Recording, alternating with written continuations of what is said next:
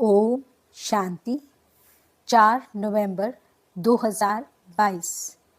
मीठे प्यारे बाबा के आज के मधुर महावाक्य। आज की मुरली के कुछ मुख्य पॉइंट्स। आज बाबा हमें समझाते कि यह संगम युग कल्याणकारी युग है, क्योंकि इसमें आत्मा और परमात्मा का सच्चा मेला लगता है। हम बच्चे सच्चे सच्चे ब्राह्मण बनते हैं। हम इस संगम पर ही दुख धाम से सुख धाम में जाते हैं। हमें ज्ञान सागर बाबा द्वारा सृष्टि के आदि मध्य अंत का पूरा ज्ञान मिलता है। बाबा समझाते कि पूरा वर्षा लेने के लिए हमें पूरा श्रीमत पर चलना है। आत्म अभिमानी बन सपूत बच्चा बनना है। स्वदर्शन चक्र फिराते रहना है, जिससे हम नष्टो मोहा बनेंगे। बाबा कहते जो बच्चे मन और बुद्धि को सदा सेवा में बिजी रखते हैं, ऐसे बच्चे जिनको सेवा में उमंग उत्साह रहता है, वह निर्विघ्न रहते हैं, सच्चे सच्चे सेवाधारी होते हैं। सेवा से ही दुआएं मिलती हैं और वही तंदुरुस्त रहने का साधन बनती हैं। तो चलिए सुनते हैं आज की बाबा की मीठी प्यारी मुरली। ओम शांति। बाबा कहते, मीठे बच्चे, बाप का फरमान है, स्वदर्शन चक्र फिराते अपना बुद्धि योग एक बाप से लगाओ। इससे विकर्म विनाश होंगे, सिर से पापों का बोझा उतर जाएगा। प्रश्न, इस पुरुषोत्तम संगम युग की विशेषताएं कौन कौन सी हैं? उत्तर, पहला, यह संगम युग ही कल्याणकारी युग है। इसमें ही आत्मा और परमात्मा का सच्चा मेला लगता है, जिसे कुंभ का मेला कहते हैं। दूसरा, इस समय ही तुम सच्चे सच्चे ब्राह्मण बनते हो।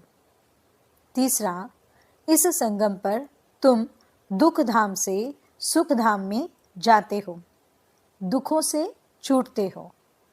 चौथा, इस समय तुम्हें ज्ञान सागर बाप द्वारा सृष्टि के आदि मध्य अंत का पूरा ज्ञान मिलता है। नई दुनिया के लिए नया ज्ञान बाप देते हैं। पांचवा, तुम सांवरे से गोरा बनते हो। गीत, इस पाप की दुनिया से अब आज कहीं ले चल, चित चैन जहां पाए। ओम शांति। मीठे मीठे बच्चों ने गीत सुना और बच्चों की बुद्धि में यह बैठा हुआ है कि बरोबर कलयुग पाप की दुनिया है। इस समय सब पाप ही करते रहते हैं। बाप आकर तुम बच्चों को कल्प कल्प गति सदगति देते हैं। जब पतित दुनिया को पावन बनाना होता है, तब पतित पावन बाप आते हैं। आकर बच्चों को आप समान बनाते हैं। बाप में कौन सा ज्ञान है?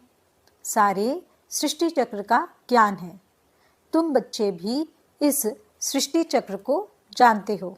यह सारा चक्र कैसे फिरता है, यह बाप में ज्ञान है, इसलिए उनको ज्ञान का सागर कहा जाता है। वही पतित पावन है।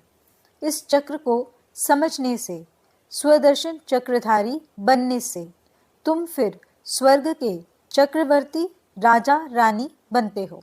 तो बुद्धि में सारा दिन यह चक्र फिरना चाहिए, तो तुम्हारे विकर्म विनाश हो जाएंगे। फिर सतयुग में तो तुम ये चक्र नहीं फिराएंगे। वहाँ स्व अर्थात आत्मा को सृष्टि चक्र का ज्ञान नहीं होता, न सतयुग में न कलयुग में। यह ज्ञान सिर्फ संगम युग पर तुमको मिलता है। संगम की बहुत महिमा है। कुंभ का मेला करते हैं ना, वास्तव में यह है ज्ञान सागर और नदियों का मेला, अर्थात परम आत्मा और आत्माओं का मेला। वह कुंभ का मेला भक्ति मार्ग का है। यह आत्मा और परमात्मा का मेला इस सुहावने कल्याणकारी संगम युग पर ही होता है, जबकि तुम दुखों से छूट सुख में जाते हो। इसलिए बाप को दुख हरता सुख करता कहा जाता है। आधा कल्प सुख और आधा कल्प दुख चलता है।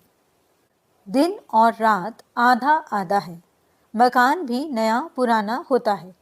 नए घर में सुख, पुराने घर में दुख होता है। दुनिया भी नई और पुरानी होती है। आधा कल्प सुख रहता है, फिर मध्य से दुख शुरू होता है। दुख के बाद फिर सुख होता है। दुख धाम से फिर सुख धाम कैसे बनता है, कौन बनाते हैं, यह दुनिया भर में कोई नहीं जानते। मनुष्य तो घोर अंधियारे में है। सतयुग को बहुत लंबा समय दे दिया है। अगर सतयुग की आयु बड़ी हो तो आदमी कितने होने चाहिए? वापस तो कोई भी जा नहीं सकते। सबको इकट्ठा होना ही है। वापस तो तब जाएं जब बाप आकर घर का रास्ता बताएं। इतनी सब आत्माओं को बाप संगम युग पर आकर पूरा रास्ता बताते हैं। तुम जानते हो, हम 84 जन्मों का चक्र लगाकर आए हैं। सतयुग त्रेता में हमने कितने जन्म लिए हैं, वहाँ कितने वर्ष कौन कौन राज्य करते हैं, सारा तुम्हारी बुद्धि में है। सतयुग में है 16 कला संपूर्ण, फिर 14 कला, फिर उतरती कला होती है। इस समय बहुत दुख है। दुख होता ही है पुरानी दुनिया में। सतयुग को नई दुनिया, कलयुग को पुरानी दुनिया कहा जाता है। अभी है संगम। अब पुरानी दुनिया का विनाश होता है। बाप नई दुनिया बना रहे हैं। तुम पुरानी दुनिया से निकल जाए नए घर में बैठेंगे। तुम कहेंगे, हम नए घर के लिए पुरुषार्थ कर रहे हैं कि हम नई दुनिया में ऊंच पद पाएं। बाप सिर्फ कहते हैं, मुझे याद करो, और कोई तकलीफ नहीं देते। कैसे भी टाइम निकाल फरमान मानना चाहिए, परंतु माया ऐसी है जो फरमान मानने नहीं देती। बाप से बुद्धि योग लगाने नहीं देती। परंतु तुम बच्चों ने कल्प पहले भी पुरुषार्थ कर इस माया रूपी रावण पर जीत पाई है। तब तो सतयुग की स्थापना होती है। जितना जो मददगार बनता है, उनको उतना इजाफा भी मिलता है। तो बच्चों को यह नॉलेज मित्र संबंधियों को भी देनी है। बाप का फरमान है कि मुझे याद करो, क्योंकि आधा कल्प के विकर्मों का बोझा सिर पर है। उनको भस्म करने का कोई उपाय नहीं सिवाय याद के। भल गंगा जमुना को पतित पावनी कहते हैं। समझते हैं हम पावन हो जाएंगे, परंतु पानी से पाप कैसे कटेंगे? यह है पतित दुनिया। तब सब पुकारते हैं, हे पतित पावन, आकर सतयुग की स्थापना करो। सो तो सिवाय बाप के कोई स्थापन कर न सके। तो यह है नई दुनिया के लिए नया ज्ञान देने वाला एक ही बाप है। श्री कृष्ण ने ज्ञान नहीं दिया। श्री कृष्ण को पतित पावन नहीं कहा जाता। पतित पावन तो एक ही परम पिता परमात्मा है, जो पुनर्जन्म रहित है। तुम जानते हो, श्री कृष्णपुरी को ही विष्णुपुरी कहा जाता है।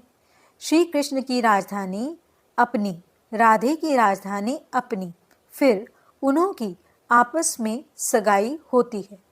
राधे कृष्ण कोई भाई बहन नहीं थे। भाई बहन की आपस में शादी नहीं होती। अब तुम्हारी बुद्धि में ये बातें टपकती रहती हैं। पहले यह नहीं जानते थे, अब मालूम पड़ा है कि राधे कृष्ण ही फिर लक्ष्मी नारायण बनते हैं। स्वर्ग के महाराजा और महारानी, प्रिंस और प्रिंसेस राधे कृष्ण गाए हुए हैं। उनके माँ बाप का इतना ऊंचा मर्तबा नहीं है। यह क्यों हुआ? क्योंकि उन्होंने माँ बाप कम पढ़े हुए हैं। राधे कृष्ण का जितना नाम है, उन्होंने माँ बाप का तो जैसे नाम है नहीं। वास्तव में जिसने जन्म दिया उन्हों का नाम बहुत होना चाहिए, परंतु नहीं। राधे कृष्ण सबसे ऊंच है, उन्हों के ऊपर तो कोई है नहीं। राधे कृष्ण पहले नंबर में गए हैं। फिर पहले नंबर में महाराजा महारानी भी बने हैं। भल जन्म माँ बाप से लिया है, परंतु नाम उन्हों का ऊंचा है। ये बुद्धि में अच्छी तरह बिठाना है। जबकि तुम यहाँ बैठे हो तो ये स्वदर्शन चक्र फिराते रहो। इस चक्र फिराने से तुम्हारे पाप भस्म होते हैं, अर्थात रावण का सिर कटता है। यह सत्युग त्रेता का चक्र है ना। हम पहले 100 देवता थे, फिर क्षत्रिय वैश्य बने, अब फिर हम ब्राह्मण बने हैं, फिर हम जो देवता बनेंगे। बाबा ने ओम का अर्थ अलग समझाया है, हम 100 का अर्थ अलग है। शास्त्रों में एक ही कर दिया है, वह समझते हैं। ओम अर्थात हम आत्मा, सो परमात्मा, परमात्मा सो आत्मा। यह है उल्टा। बाप समझाते हैं ओम अर्थात हम आत्मा हैं, परमपिता परमात्मा की संतान है। मैं भगवान, ये कोई ओम का अर्थ नहीं है। हम आत्मा निराकार हैं, हमारा बाप भी निराकार है। साकार शरीर का बाप भी साकार है। हम परमात्मा की संतान हैं, तो हमको स्वर्ग की राजधानी जरूर चाहिए। बाप हमको स्वर्ग का वर्षा देने आए हैं। रावण फिर आधा कल्प के बाद श्राप देते हैं, तो तुम दुखी तमोप्रधान बन जाते हो। फिर बाप आकर सुखी बनने का वर देते हैं। ऐसे नहीं कहते चिरंजीवी भव, परंतु कहते हैं मुझे याद करो तो इस जन्म सहित जो भी जन्म जन्मांतर के पाप हैं वह भस्म हो जाएंगे। इसको योग अग्नि कहा जाता है। रावण राज्य में सबको पतित जरूर बनना है। पतित और पावन आत्मा बनती है। परमात्मा तो सदैव पावन है, वह सबको पावन बनाते हैं। पतित बनाते हैं रावण। सतयुग में विकार होते नहीं, वह है संपूर्ण निर्विकारी दुनिया। तब तो देवताओं के आगे जाकर गाते हैं, आप सर्वगुण संपन्न। यह महिमा शिव के आगे नहीं गाएंगे। देवताएं जो पावन हैं सो पतित बनते हैं। यह खेल है। बाप सुखधाम बनाते हैं, शिव को बाप कहते हैं। सालिग्राम अलग है। रुद्र यज्ञ में एक बड़ा लिंग बनाते हैं, बाकी छोटे छोटे सालिग्राम बनाते हैं। हर आत्मा 84 जन्म लेते हैं। दूसरे धर्म वालों के लिए 84 जन्म नहीं कहेंगे। सिख धर्म वाले 500 वर्ष में कितना जन्म लेते होंगे, हम कितने लेते हैं, ये बाप समझाते हैं। ब्राह्मणों की ही टीचर हजूरी है। सच्चे ब्राह्मण होते ही हैं संगम पर। यह कल्याणकारी युग है, यहाँ ही तुम सबका कल्याण होता है। रावण अकल्याण करते हैं, बाप आकर कल्याण करते हैं। तो बाप की मत पर चल कल्याण करना चाहिए ना। श्रीमद् शिव भगवानुवाच। शिव बाबा जन्म नहीं लेते, वे प्रवेश करते हैं। जन्म तब कहें जब पालना लेवें। वह कभी पालना नहीं लेते हैं, सिर्फ कहते हैं मेरी श्रीमत पर चलो, स्वर्ग के तुम मालिक बनो। मुझे तो बनना नहीं है, मैं तो अभोक्ता हूँ। तो समझना चाहिए बाबा हम आत्माओं को समझा रहे हैं। आत्मा ही समझती है ना। आत्मा ही बैरिस्टर इंजीनियर बनती है। मैं फलाना हूँ। आत्मा ने कहा हम देवता थे, फिर हम 8 जन्म बाद क्षत्रिय बने, फिर 12 जन्म लिए, फिर मैं पतित बनता हूँ। अब बाप कहते हैं बच्चे आत्म अभिमानी भव। यह समझने की बातें हैं। आत्मा कहती है हम सतयुग में थे तो महान आत्मा थे, फिर कलयुग में महान पाप आत्मा है।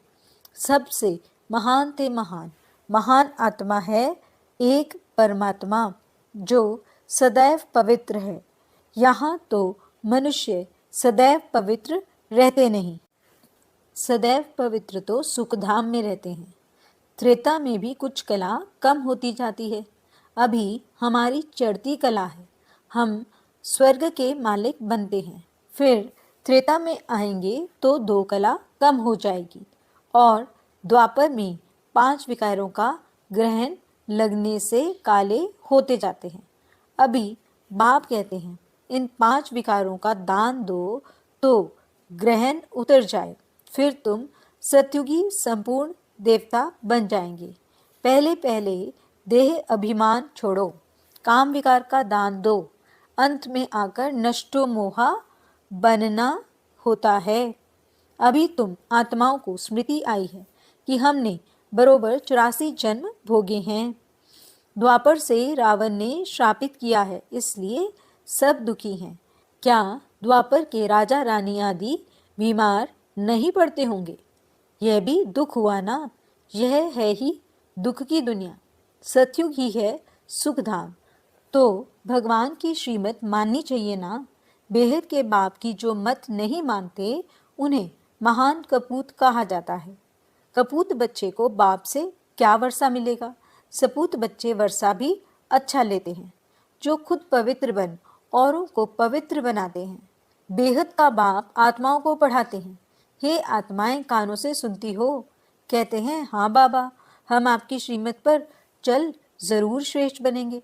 ऊंचते ऊंच भगवान है तो जरूर पद भी ऊंचते ऊंच देंगे ना। स्वर्ग का वर्षा देते हैं आधा कल्प के लिए। लौकिक बाप से तो हद का वर्षा मिलता है, अल्पकाल का सुख। कलयुग में है काग विष्टा समान सुख, इसलिए सन्यासी घर बार छोड़ देते हैं। वह गृहस्थ धर्म को नहीं मानते। गृहस्थ धर्म सतयुग में है ना। तुम जानते हो इस पढ़ाई से हम विष्णुपुरी में जाते हैं। उसके लिए परमपिता परमात्मा हमको पढ़ा रहे हैं। भक्तों को पता ही नहीं है कि भगवान कौन है, उनका कर्तव्य कौन सा है, कैसे वे पतित से पावन बनाते हैं। अभी तुम पावन बन रहे हो। दुनिया उस पतित पावन बाप को याद कर रही है। अभी तुम संगम युग पर खड़े हो, बाकी सब कलयुग में हैं। वे समझते हैं कि कलयुग तो अचुन बच्चा है। तुम जानते हो कि कलयुग का अब विनाश होने पर है। अब तुम्हें सतयुग में जाना है। बाप ने तुम्हें स्मृति दिलाई है। मैं कल्प कल्प तुमको वर्षा देता हूँ, तो वर्षा पूरा लेना चाहिए ना। तो बाप ऐसे थोड़े ही कहते हैं कि यहाँ बैठ जाओ, भल घर गृहस्थ में रहो, सिर्फ यह स्वदर्शन चक्र फिराते रहो और नष्टो मोहा हो जाओ।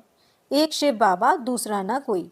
हम जानते हैं कि अब हमारा नया संबंध जुट रहा है, जो पुराने में ममत्व नहीं रहना चाहिए। नई दुनिया नई राजधानी से ममत्व रखना है। अब तो मौत बिल्कुल सिर पर सवार है। तैयारियां होती रहती हैं। सतयुग में अकाल मृत्यु होती नहीं। समय पर एक पुरानी खाल छोड़ नई लेते हैं। अच्छा, मीठे मीठे सिकिलते बच्चों प्रति माता पिता बाप दादा का याद प्यार और गुड मॉर्निंग। रूहानी बाप की रूहानी बच्चों को नमस्ते। हम रूहानी बच्चों की रूहानी बाप दादा को दिल व जान सिख व प्रेम से नमस्ते नमस्ते नमस्ते जी। गुड मॉर्निंग बाबा, शुक्रिया बाबा। धारणा के लिए मुख्य सार। पहला पॉइंट, स्वदर्शन चक्र फिराते पूरा पूरा नष्टो मोहा बनना है।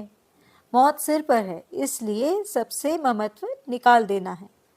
दूसरा पॉइंट, बाप से वर्षा लेने के लिए पूरा श्रीमत पर चलना है। आत्म अभिमानी बन सपूत बच्चा बनना है। वरदान, मन और बुद्धि को सदा सेवा में बिजी रखने वाले निर्विघ्न सेवाधारी भव। जो जितना सेवा का उमंग उत्साह रखते हैं उतना निर्विघ्न रहते हैं, क्योंकि सेवा में बुद्धि बिजी रहती है। खाली रहने से किसी और को आने का चांस है और बिजी रहने से सहज निर्विघ्न बन जाते हैं। मन और बुद्धि को बिजी रखने के लिए उसका टाइम टेबल बनाओ। सेवा वह स्वयं के प्रति जो लक्ष्य रखते हो उस लक्ष्य को प्रैक्टिकल में लाने के लिए बीच बीच में अटेंशन ज़रूर चाहिए। अटेंशन कभी टेंशन में बदली ना हो। जहाँ टेंशन होता है वहाँ मुश्किल हो जाता है। स्लोगन: सेवा से जो दुआएं मिलती हैं वही तंदुरुस्त रहने का साधन है। अच्छा, ओम शांति।